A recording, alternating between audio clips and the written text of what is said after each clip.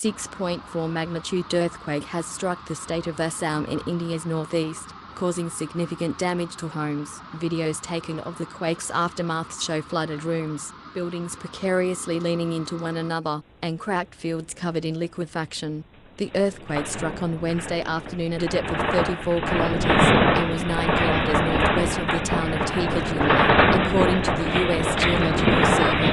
The earthquake comes at a time when India is at war with a massive COVID-19 outbreak, with the country's death toll ticking over to 200,000 on Wednesday.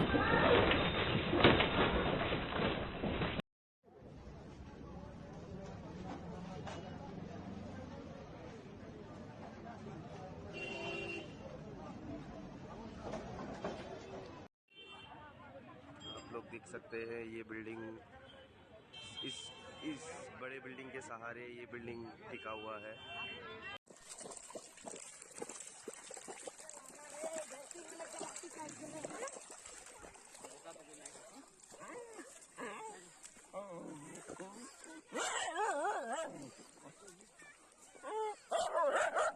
आदमियों दिए time भी होगा आदमियों दिए time भी आगे नहीं रह पाता।